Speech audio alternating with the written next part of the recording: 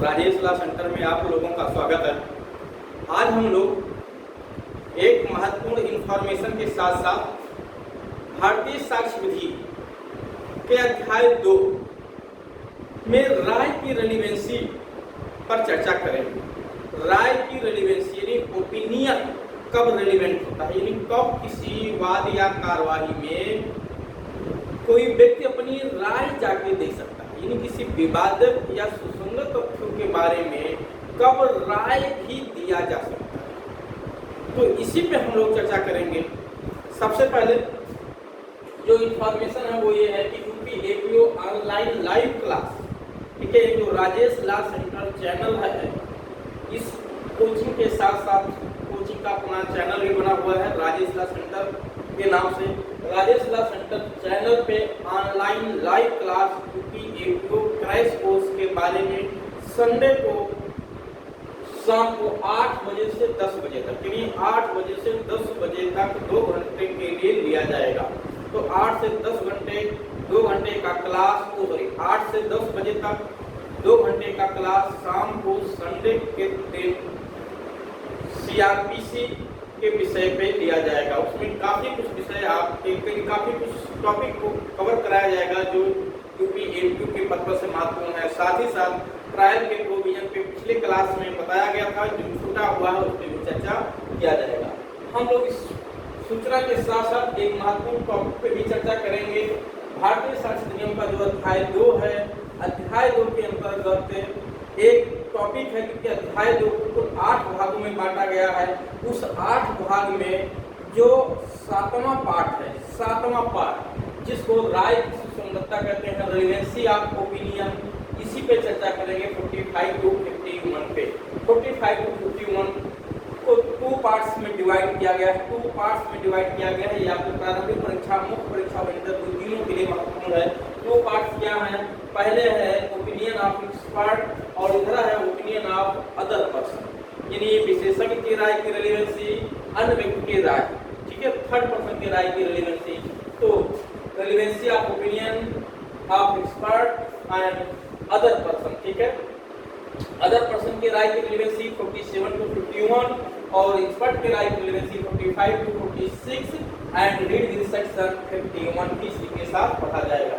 हाँ, यहाँ आपको ध्यान रखना है, राय के विषय पे जो रेलेवेंसी है, ठीक है, इस पे कुछ चीजें आपको और मिल जाएंगी। जैसे जब आप पढ़ेंगे सेक्शन 32 पढ़ेंगे तो 32 में आपको क्लास 5 मिल जाएगा, ठीक है। क्या मिल जाएगा? 5 मिलेगा, 4 मिलेगा, ठीक है, 5, 4, 5, 6, ठीक है। इन सब में भी ऐसे व्यक्तियों की राय की रेलेवेंसी बताई गई है जो न्यायालय में नहीं आ सकते हैं, चाहे अधिकारों के बारे में हो, नातेदारी के बारे में हो, ठीक है। तो उसका उल्लेख 32 में भी किया गया है। तो यहाँ जो 45 to 51 है इसमें महत्वपूर्ण है, ठीक है। साथ ही साथ एक्सपर्ट की राय की रेलेवेंसी बताई गई है, ठीक है। अगर एक्सपर्ट ने अपनी कोई राय ऐसी भी पुस्तक में दी है जिसको वो अब कोर्ट में नहीं आ सकता देने के लिए, तो ओरल एविडेंस उसका रेलेवेंट हो जाता है। सेक्शन 60 का जो सेकंड प्रोवाइजो, प्रथम प्रोवाइजो है, प्रथम परंतु, ठीक है, प्रथम परंतु, तो यहाँ पे धारा 60 का प्रथम परंतु भी आप धारा 45 से 51 के साथ आपको पढ़ना होगा। यह भी परीक्षा के लिए महत्वपूर्ण है। अनुश्रुत साक्ष्य की रेलेवेंसी बताता है जब विशेषज्ञ ने अपनी राय किसी विधि पुस्तक में लिखा हो जो ये विक्रय के लिए प्रचलित हो और वो किसी कारण से कोर्ट में ना आ सके, तो उसकी पुस्तक को देख करके, ठीक है, साक्ष्य कोर्ट में दिया जा सकता है। इसी को अनुश्रुत साक्ष्य के रूप में ग्राह्य होने को सुसंगत बनाया गया है धारा 60 में। जबकि धारा 60 कहती है कि मौखिक साक्ष्य प्रत्यक्ष ही होना चाहिए प्रत्येक दशा में, किंतु उसके 2 अपवाद हैं, जिसमें से पहले का जिक्र मैंने कह दिया, दूसरा का यहाँ कोई रेलेवेंसी नहीं है इस पार्ट से, इसलिए मैं उसका उल्लेख नहीं कर रहा हूँ, क्योंकि बता दूँ कि वहाँ पे भौतिक पदार्थ और परिस्थिति जनसाक्ष्य की रेलेवेंसी बताई गई। तो राय की सुसंगतता, विशेषज्ञ की राय 45 से 46, ठीक है, 45 से 46 तक है, साथ ही साथ 51 है। इन सब पे एक धारा पे चर्चा करेंगे, फिर 45 से 51 है, इस पे भी चर्चा की जाएगी। सबसे पहले 45 में देखते हैं विशेषज्ञ कौन, क्योंकि ये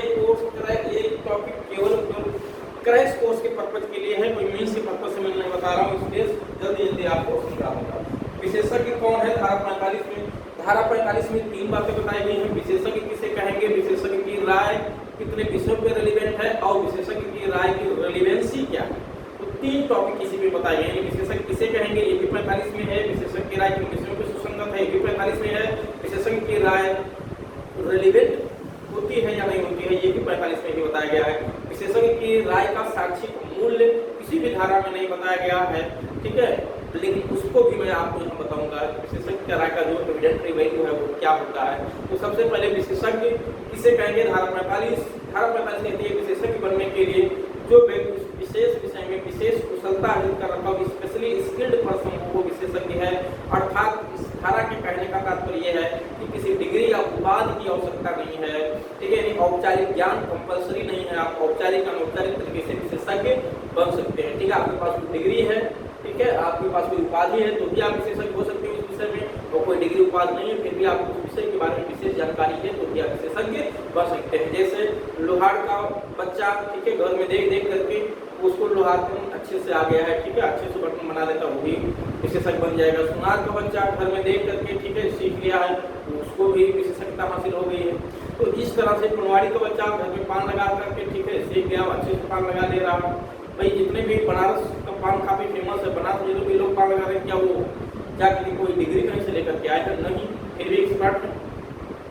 इसी पे एक केस है A.R. रहमान बनाम मैसूर राज्य। कौन सा केस है? A.R. रहमान बनाम मैसूर राज्य, जिसमें कहा गया कि सुनार भी विशेषज्ञ माना गया क्योंकि सुनार के पास कोई डिग्री नहीं थी लेकिन उसको कुशलता प्राप्त थी, वो प्रशिक्षण कर सकता था, यानी अच्छे से उसको पता था कि क्या सुना है क्या नहीं है, तो उसे सुनार यहाँ पे सुनार को विशेषज्ञ माना गया, ठीक है। इसी पे केस और है अब्दुल रज्जाक बनाम मद्रास राज्य का केस, जिसमें कहा गया कि खोजी कुत्ता, ठीक है, जो खोजी कुत्ते हैं उनके साक्ष्य को वैज्ञानिक साक्ष्य माना गया और उसे कमजोर साक्ष्य माना गया। तो विशेषज्ञ कौन, ये आपने समझ लिया। विशेषज्ञ के लिए किसी डिग्री उपाधि की आवश्यकता नहीं होती है, औपचारिक और अनौपचारिक ज्ञान दोनों तरीके से कोई भी विशेषज्ञ बन सकता है। विशेषज्ञ की राय 5 विषयों पर रिलेवेंट होती है। कितने विषय? 5 विषय। 5 विषय कौन कौन से हैं? विदेशी विधि, कला, विदेशी विधि हो गया, विज्ञान हो गया, कला हो गया, हस्तलेख हो गया, अनुचित। 5 विदेशी विधि, कला, विज्ञान, हस्तलेख, अनुचित। कैसे देखिए, विदेशी विधि भारतीय विधि नहीं, भारतीय विधि पे राय नहीं रिलेवेंट होता है। भारतीय विधि पे तो कोर्ट जुडिशियल नोटिस से मिलता है। भारत में प्रविध समस्त विधियों को कोर्ट मानता है, ये जाना जाता है, ठीक है। जब आप पढ़ेंगे सेक्शन 57 का जो पहला खंड है, सेक्शन 57 इंडियन एविडेंस एक्ट का पहला खंड में 13 खंड टोटल है नंबरिंग से। पहले एक खंड में लिखा भारत में प्रविध समस्त विधियों का जुडिशियल नोटिसेबल फैक्ट के रूप में उसको रखा गया कि जुडिशियल नोटिसेबल फैक्ट है, कोर्ट इनकी न्यायिक व्याख्या करेगा। हाँ, ये अलग की बात है कि न्यायिक व्याख्या करने में जरूरत पड़े तो आपसे दस्तावेज वगैरह भी मांग सकता है, और यदि आप नहीं पेश करते हैं तो न्यायालय जुडिशियल नोटिस लेने से मना भी कर सकता है। तो विदेशी विधि की बात की गई है। विदेशी विधि, ठीक है, हाँ, भारतीय विधि में विदेशी विधि का जुडिशियल को विदेशी विधि पे विशेषज्ञ की राय रेलिवेंट होती है, और विदेशी विधि अगर कोर्ट में साक्ष्य के तौर पे पेश किया गया है तो कोर्ट उसके असली होने का प्रिजम्पशन कर सकेगा। सेक्शन 56 में बताया गया विदेशी विधि यदि साक्ष्य के तौर पे कोर्ट में पेश किया जाता है तो कोर्ट उसके असली होने का प्रिजम्पशन कर सकेगा। ये मेन प्रिज्यूम है, शायद प्रिज्यूम नहीं है, धारा 56 में बताया। तो विदेशी विधि पे विशेषज्ञ की राय रेलिवेंट होती है। विदेशी विधि के साथ साथ कला के बाद विज्ञान और अंगुल चिन्ह हस्तलेख।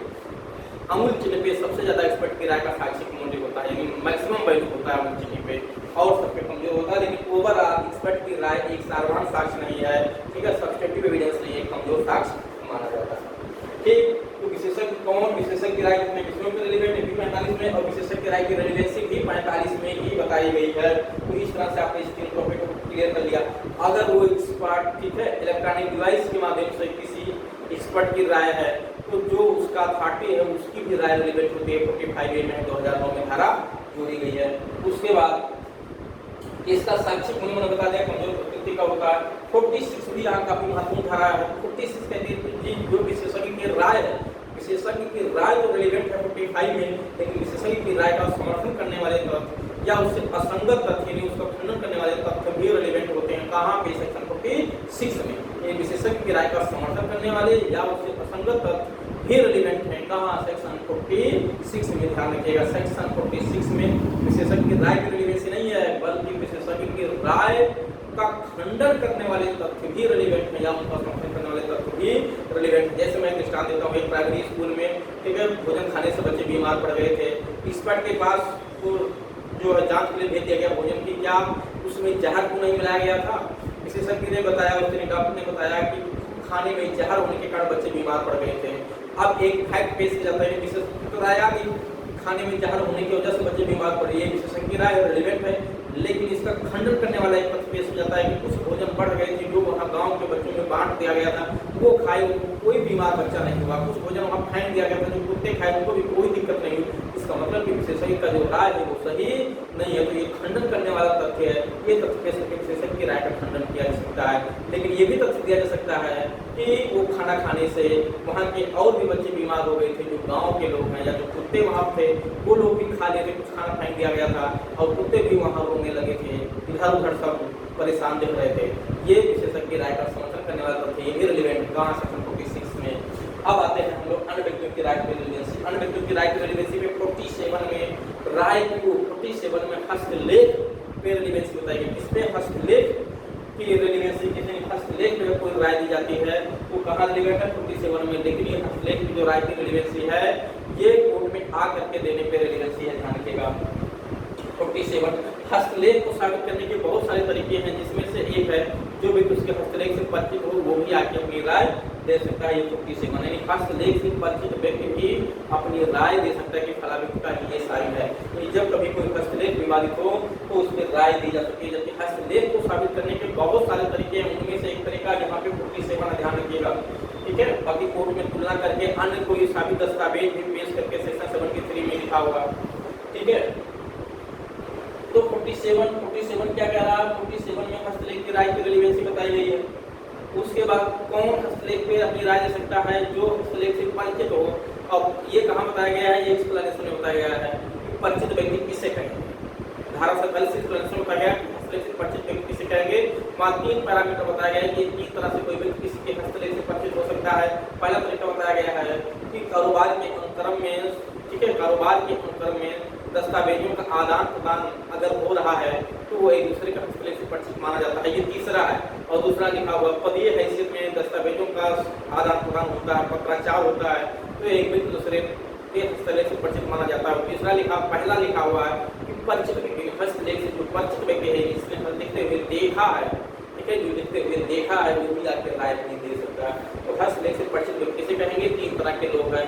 हस्तलेख जिसने लिखते हुए देखा हो, पदीय हैसियत में जो पत्राचार का आदान प्रदान होता हो, तीसरा है कारोबार के अंतरम में, ठीक है, जो आदान प्रदान हुआ पत्राचार का उससे या किसी भी डॉक्यूमेंट्स का आदान प्रदान होने पे जो एक दूसरे के साइट पर चढ़ जाते हैं वो भी अपनी राय दे सकते हैं 47 में। और डिजिटल सिग्नेचर की बात की है 47 में 2000 में जोड़ा गया है धारा, जिसमें प्रमाणकर्ता प्राधिकारी अपनी राय दे सकता है 47 में। उसके बाद 48 में अधिकार प्रथा पे राय की रिलेवेंसी है। कहाँ पे? 48 में अधिकार प्रथा पे रिलेवेंसी है। अगर जिस व्यक्ति ने अधिकारी प्रथा पे राय देता अगर कोर्ट में ना आए तो धारा 32(4) में अधिकार प्रथा पे रिलेवेंसी हो जाती है, उस राय को साक्ष्य में पेश किया जा सकता है। लेकिन वो कोर्ट में आ रहा है तो धारा 48 में रिलेवेंट है। अगर वो कोर्ट में आके राय नहीं दे रहा अधिकार प्रथा पे, फैक्ट पेश कर रहा तो धारा 13 में रिलेवेंट होता है। अधिकार और प्रथा पे जब कोई फैक्ट पेश किया जाता है तो धारा 13 में रिलेवेंट होता है। जब कोई राय दी जाती है तो धारा 48 में रिलेवेंट होता है। और जब कोई फैक्ट या राय ऐसे व्यक्ति ने दिया हो जो कोर्ट में आ नहीं सकता तो 32(4) में रिलेवेंट होता है। उसके बाद 49 में प्रथायुक्त सिद्धांत, ठीक है, वो अधिकार की मूल पे 28 था। प्रथायुक्त सिद्धांत की रिलेवेंसी 49 में बताया गया है, ये भी काफी महत्वपूर्ण है। फिर 50 में नातेदारी की राय की रिलेवेंसी है। इसकी राय की रिलेवेंसी है नातेदारी पे राय की रिलेवेंसी। लेकिन जिस व्यक्ति ने नातेदारी पे राय दिया अगर वो कोर्ट में नहीं आ सकता है तो वो धारा 32(5) में रिलेवेंट होता है। और अगर कोर्ट में आके राय दे रहा है नातेदारी पे तो वो 50 में रिलेवेंट होता है। लेकिन राय की जो रिलेवेंसी है नातेदारी पे कुछ विषयों पे वो बहुत कमजोर साक्ष्य होता है, उसमें दोषी नहीं ठहराया जा सकता है, ये दायित्व खारिज करने के लिए पर्याप्त साक्ष्य नहीं होता है। जैसे धारा 50 की प्रवाहियों में लिखा हुआ, ध्यान से देखिएगा आप लोग, लिखा हुआ धारा 494, 495, 497, 498। आई किसी धारा है 494, 495, 497, 498 में दी गई राय। और फिर लिखा हुआ है हिंदू को विवाह विच्छेद अधिनियम 1869, विवाह विच्छेद अधिनियम 1869 पे दी गई राय दायित्व को साबित करने के लिए पर्याप्त नहीं होती है। तो ये भी याद रखेगा, फिर भी पूछा गया। और साथ ही साथ राय के जो आधार है, चाहे वो एक्सपर्ट की राय हो या अन्य व्यक्तियों की राय हो, वो भी रिलेवेंट होता है। कब? जब किसी जीवित व्यक्ति का राय रिलेवेंट होता है तो उसके आधार भी रिलेवेंट होते हैं। 50 उन्होंने बताया गया है कि काफी महत्वपूर्ण उठा रहा है कि राय के आधार पर रेलिवेंसी कहाँ 50 उनमें है। ठीक है, चलिए तो इस तरह से मैंने बहुत जल्दी में आप लोगों को राय की सुसंगतता बताई, लेकिन बहुत महत्वपूर्ण टॉपिक है, कम से कम 1 से 2 प्रश्न परीक्षा में पूछे जाएंगे। और जो मैंने आपको इन्फॉर्मेशन दिया है कि राजेश लाह सेंटर चैनल पे आपको लाइव क्लास मिलेगी क्रैश कोर्स के बारे में शाम को 8 बजे संडे की तारीख, हर एक संडे को लाइव क्लास दिया जा रहा है। तो मैं आपको इन्फॉर्मेशन दूँ या ना दूँ, बिल्कुल आप अलर्ट रहिए। हर एक संडे को शाम को 8 से 10 बजे लाइव क्लास क्रैश कोर्स के बारे में लिया जा रहा है। आप किसी भी तरह की अपनी समस्या या कोई भी क्वेश्चन वहाँ से पूछ सकते हैं, अपनी समस्या का समाधान कर सकते हैं, सारे प्रश्नों का उत्तर आपको दिया जाएगा। ठीक है, तो हाँ, लेकिन उसके लिए आपको ये जरूरत ये है कि आपको चैनल को सब्सक्राइब करके रखना होगा, क्योंकि मेरी तरफ से कोई लिंक नहीं भेजा जाता है। आप चैनल को सब्सक्राइब करके रखेंगे तो आपको वीडियो तो तुरंत आपके जो है नोटिफिकेशन आ जाएगा कि लाइव क्लास ऑन हो गया है और आप हमसे जुड़ सकते हैं। चैनल का नाम है राजेश लाह सेंटर। तो इसी के साथ ठीक है, फिर आपको हम समय पे बहुत सारे टॉपिकों पे वीडियो उपलब्ध कराते रहेंगे और उम्मीद है आप लोग संडे के दिन जो है अधिक से अधिक मात्रा में आपको मिलेगा और क्लास का लाभ